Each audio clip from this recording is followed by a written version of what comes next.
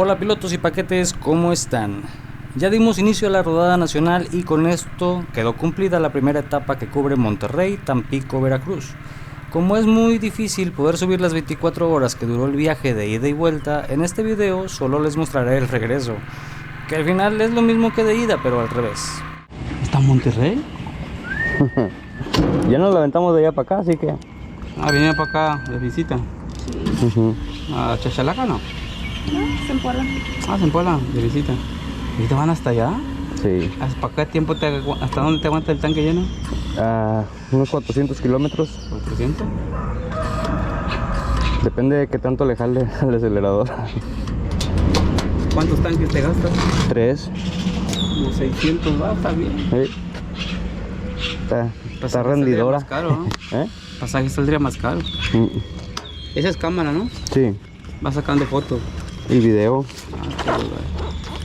¿Cómo llega la motito hasta allá de 150, va? Sí. Así es la mía y le pienso ir a Jalapa. Sí, no, Pero está... tranquilo, ¿ah? Pues va nada más a lo que la moto puede dar. Va a 80, 85. 75, 80. Sí.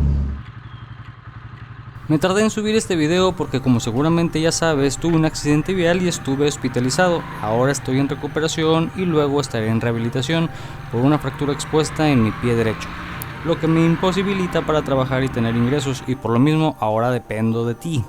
Así que por favor denle mucho cariño a este video, dale like, comenta, mira el video hasta el final, y si te sale algún anuncio pues ya me estás ayudando. Si quieres saber más sobre lo que pasó, puedes encontrar más detalles en mi perfil de Instagram, donde subo imágenes sin censura de mi accidente, porque si lo subo aquí a YouTube me desmonetizan los videos. Ahora sí, de lo que trata el video. ¿Se puede viajar en moto de baja cilindrada? La respuesta corta es sí, pero toma en cuenta estas 5 recomendaciones antes de salir, y te voy a dar 2 extras. Número 1, conoce tu motocicleta y sus límites. Estoy seguro que sabes conducir tu moto, pero ¿sabes cuál es su rendimiento de combustible en ciudad y carretera reales, no ficha técnica? En el caso de mi moto es una Itálica DT150 Delivery diseñada para largas jornadas de trabajo y enfriada por aire forzado, dando un rendimiento en ciudad real de 40 km por litro y en carretera de 32 km por litro, entregando su mejor rendimiento a los 80 km por hora, en donde no se sentirá forzada y tampoco vibrará mucho. Conocer el rendimiento de tu moto te hará calcular mejor la cantidad de combustible que vas a necesitar para tu viaje y así hacer un mejor presupuesto. De esta forma yo sabía que gastaría 3 tanques de ida y 3 tanques de gasolina de regreso. Número 2. ¿Cada cuándo descansar la motocicleta? En el caso de esta moto, al ser enfriada por aire no necesita descanso, mientras esté avanzando se estará refrigerando. Créeme cuando te digo que primero pararás a descansar porque te duelen las nalgas más que porque tu moto lo necesite. En nuestro viaje, nosotros paramos cada hora a descansar unos 5 minutos por el mismo cansancio. A veces lo hacíamos antes de la hora. En esos 5 minutos caminábamos alrededor de la moto y estirábamos las piernas para luego retomar el viaje.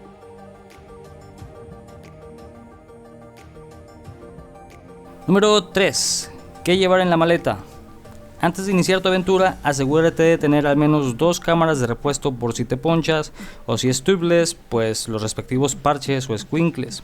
Además de llevar una bomba de aire, paletas para desmontar y montar la llanta, herramienta para tu moto que sirva para quitar y poner la rueda, para ajustar la cadena, para ajustar tuercas y tornillos, fusibles de repuesto, un tramo de cable por si tuvieras que hacer algún puente eléctrico, un impermeable y agua para beber.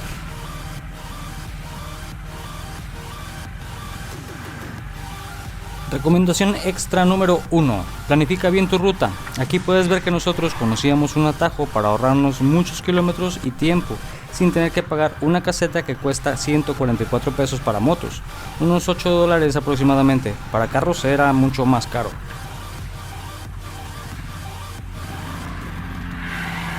Número 4. La vestimenta. Dentro de lo posible, usa ropa diseñada para motociclismo, y aunque no siempre contamos con dinero para adquirirla, trata por lo menos de usar un buen casco que cubra tu cabeza completa y que tenga su visor en buen estado. Puede ser integral o abatible, pero olvídate de los de 3/4 o el que te regala Itálica. Recuerda que en el camino los vehículos que van delante de ti pueden levantar y arrojar piedritas con sus ruedas que salen disparadas a más de 100 km por hora y sumado a la velocidad que vas tú, se podrían estrellar contra tu rostro al menos a 150 km por hora. Usa ropa gruesa, no solo porque también pueden recibir impactos, sino porque al caer es lo primero que puede salvarte el pellejo, literalmente.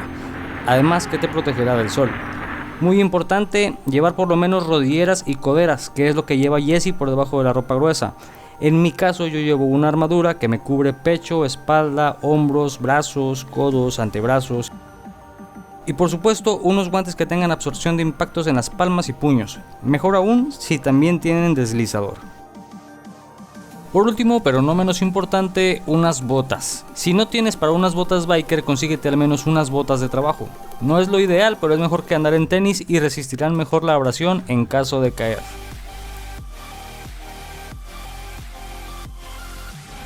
Número 5. Si tu intención es pueblear, contempla el dinero para otros 2 tanques de gasolina, para comidas en los pueblos y para hospedaje, o pago de espacio si vas a acampar.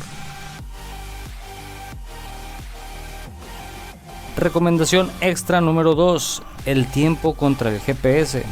El GPS te dirá a qué distancia estás de tu destino, también te dirá a qué velocidad real vas y la hora estimada de llegada según el límite de velocidad, pero el GPS no contempla que tu velocímetro siempre marca alrededor de 10 km por hora más de lo que en realidad vas, así que si tu velocímetro dice que vas a 80, en realidad vas a unos 70 velocidad GPS. Eso significa que en una hora recorrerás 10 kilómetros menos de lo que esperabas. Además, el GPS no contempla las paradas que haces para descansar. Por lo que si para 1000 kilómetros de viaje Google Maps estimaba la hora de llegada en 16 horas, hasta la idea que en realidad serán 18 horas, que fue lo que nosotros tardamos en llegar de Veracruz a Monterrey y fueron 1000 kilómetros, haciendo paradas de 5 minutos cada hora más las cargas de combustible. Salimos a las 5:50 de la mañana y llegamos a las 11:50 de la noche, fueron 18 horas exactas. Bueno, pilotos y mochilas, yo tengo que seguir recuperándome para poder subirme a rodar lo antes posible. Si de tu corazón nace querer apoyarme para poder seguir comprando material de curación como vendas, gasas y otras cosas y así poder recuperarme para seguir haciendo videos, en la caja de descripción te dejaré formas para hacerlo, tanto si estás en México como si estás en otro país. Te lo voy a agradecer muchísimo porque, como dije en el inicio del video, a causa de esta fractura no he podido trabajar. Les mando un abrazo hasta donde sea que estén, buenas rutas al salir a rodar y buenas vibras para tu día a día. Yo soy Ryder y esto es Zona Ryder.